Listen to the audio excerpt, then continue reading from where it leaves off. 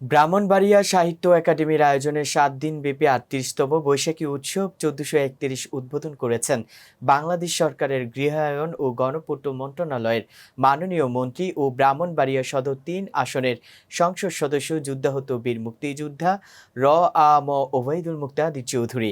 রবিবার ১৪ এপ্রিল সন্ধ্যায় শহরের শহীদ ধীরেন্দ্রনাথ দত্ত ভাষা চত্বরে এই উৎসবের আনুষ্ঠানিক উদ্বোধন করেন তিনি।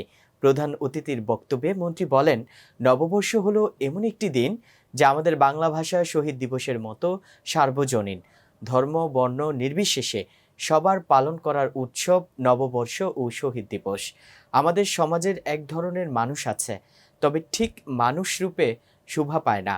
এদেরকে এখনো পাকিস্তানের ভূত কাঁধে চেপে আছে। এরা মানুষের মাঝে ধর্মান্ধতা ছড়িয়ে বিভ্রান্ত করতে চেষ্টা করবে, অথচ আজকে শত শত মানুষ এই আনন্দ উৎসব পালনে ঘর থেকে বের হয়ে আসছে।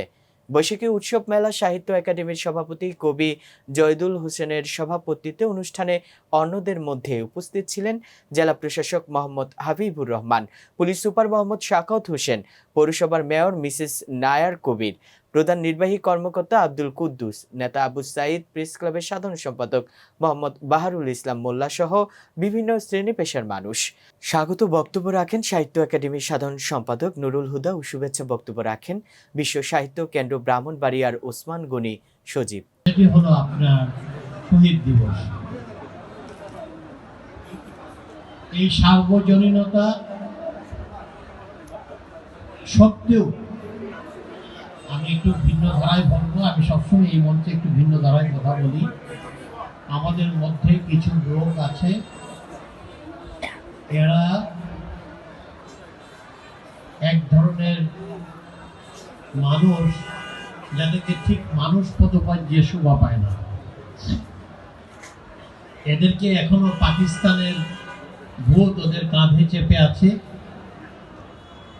এরা মানুষের মাঝে ধর্মান্ধতা ছড়িয়ে মানুষের মধ্যে বিভেদ সৃষ্টি করতে চায়।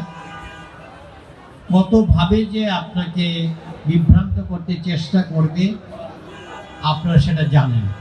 অথচ দেখেন আজকে এই আনন্দ উৎসব পালন করার জন্য এত এত মানুষ।